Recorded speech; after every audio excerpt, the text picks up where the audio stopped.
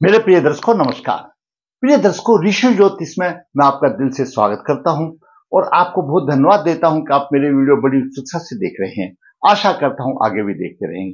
आपको पता है कि मैं वास्तविक कुंडली में जो ग्रह है उसका शुभ अशुभ प्रभाव बता करके आपका मार्गदर्शन करता हूं। सिर्फ लगन कुंडली से बनाता हूं। समस्त ठीक और भविष्यफल के लिए तो वर्क कुंडली भी देखना आवश्यक है, वो इसमें संभव नहीं है। उसके लिए मैं पूर्ण रूप से पत्रिका लिखता हूं। मेरी पत्रिकाएं हाथ से लिखी होती है और जीवन का सार निचोड़ देती है, सभी कुछ उसमें हो जाता है। ऋषि ज्योतिष नर्मदा जी के तट के नजदीक है नर्मदेहर। यहाँ पर काल सर्पदोष पितृदोष की पूजा की जाती है। जो इच्छुक है संपर्क कर सकता है, जो हाथ से पत्रिका लिखाना चाहता है संपर्क कर सकता है। और मैं वास्तविक कुंडली जो बनाता हूं वो किसी की भी हो सकती है, आपकी भी हो सकती है। दर्शकों, आज एक बहुत ही प्रश्न आया है, वो आम प्रश्न है आजकल के जमाने में। लड़के वाले बोलते हैं हमको उचित कन्या नहीं मिल रही पुत्र वधू के रूप में, और बेटी वाले बोलते हैं कि भाई हमको दामाद के रूप में अच्छा नहीं मिले। कि आज का समय ही ऐसा है, समय के दौर से गुजरना पड़ता है। एक पुरुष जातक का प्रश्न है जिसकी आयु 98 की है, 98 और 26 साल का है। बोलता है गुरुजी विवाह में प्रबल बाधा आ रही है और व्यवसाय में भी परेशानी आ रही है। ना तो व्यवसाय मिल रहा और ना घरवाली मिल रही। क्या है मेरी कुंडली में? दर्शकों विचार करते हैं क्या है। सबसे पहले वही, ये कुंडली के 12 भाव हैं। विवाह के लिए, शादी के लिए, दाम्पत्य सुख के लिए सप्तम भाव देखना अनिवार्य है। सप्तम भाव पर क्या प्रभाव है आपकी कुंडली से किसी भी लगन की हो, सप्तम भाव किस स्थिति में कहां पर है, क्या प्रभाव है, देखना अनिवार्य है। और पुरुष जातक के लिए विवाह का कारक शुक्र है और कन्या जातक के लिए विवाह का कारक गुरु है। वो एक अलग बात है। शुक्र दाम्पत्य सुख देने वाला है, सभी के लिए अच्छा होना चाहिए, भोग विलास का कारक है। लेकिन अगर पुरुष की कुंडली है तो शुक्र विवाह का कारक है और सब शुक्र और सप्तमेश को देखना अनिवार्य है। किस पोजीशन में उसके सप्तम भाव पर, ये सप्तम भाव पर क्या प्रभाव हो रहा है और सप्तमेश किस स्थिति में है और विवाह का कारक शुक्र किस स्थिति में। दसम भाव रोजगार व्यवसाय से जुड़ा है और दसम से सप्तम, ये दसम भाव से होने से भाव तो भाव के सिद्धांत में सप्तम भाव का भी उसमें योगदान है। अगर दोनों भाव ठीक हो, दसम भाव और सप्तम भाव हो, तो व्यवसाय अच्छा चलता है। तो बात करेंगे सप्तम भाव किस स्थिति में है और सप्तम भाव का कारक या विवाह का कारक, विवाह कराने वाला किस स्थिति में, और बात करेंगे फिर व्यवसाय से संबंधित। दर्शकों, रोजगार और विवाह में परेशानी, छोटा सा शीर्षक है।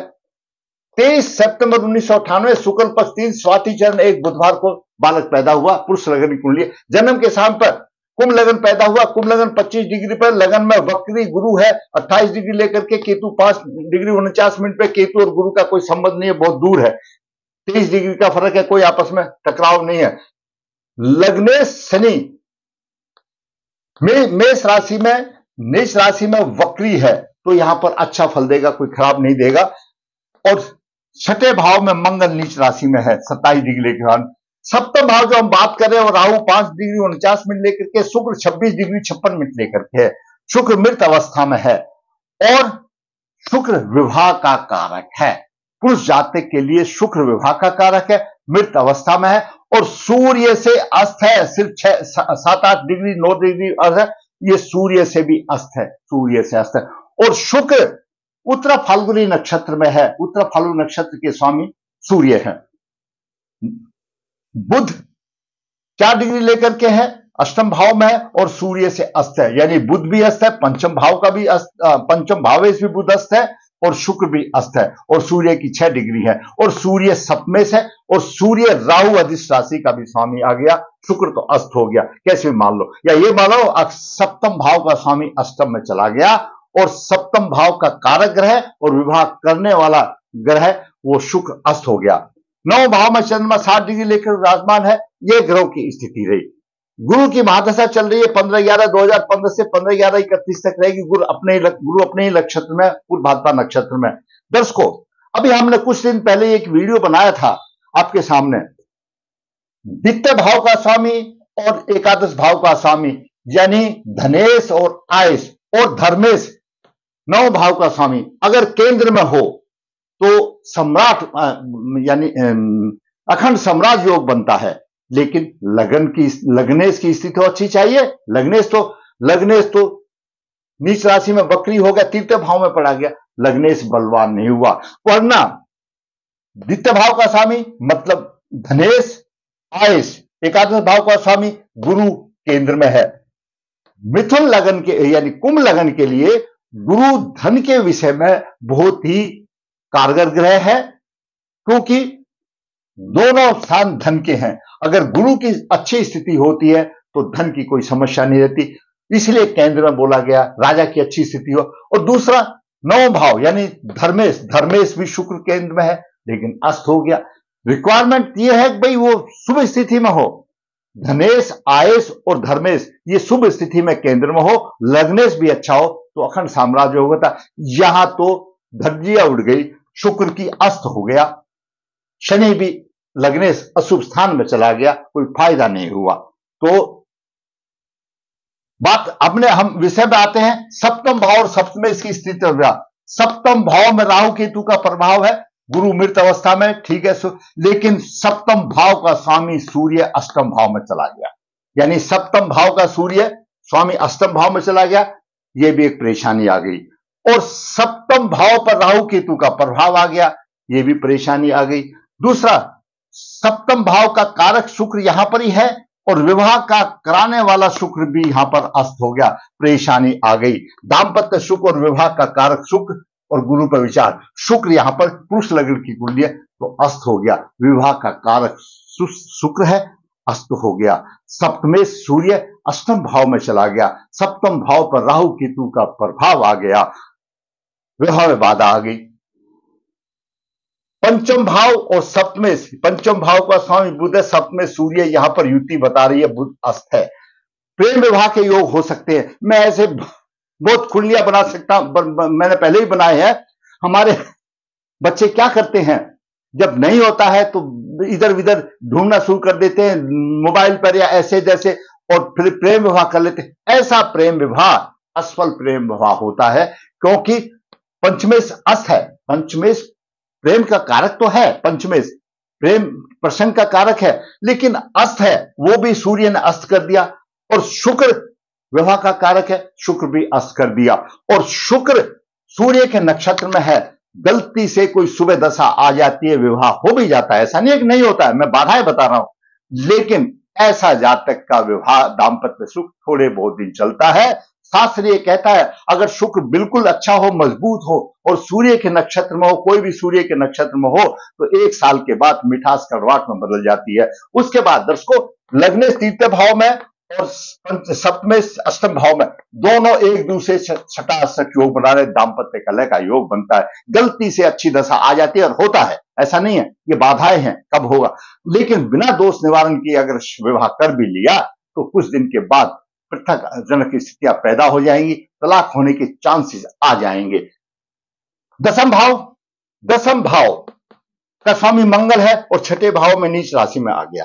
वैसे ही दसम भाव का स्वामी जो छठे में होता है तो थोड़ा सा विवाह में उसमें व्यवसाय में थोड़ी सी परेशानी आती है, ज्यादा नहीं आती, क्योंकि दसम से नवम भाव में आता है, इतना नहीं, और छठा भाव मजबूत होता है संघर्ष करने के बाद। लेकिन ये नीच राशि में आ गया, व्यवसाय की भी परेशानी आ गई। और दसम भाव पर किसी भी सुख की दृष्टि नहीं है, तो व्यवसाय की परेशानी आ गई, व्यवसाय की भी परेशानी आ गई और विवाह की भी परेशानी आ गई।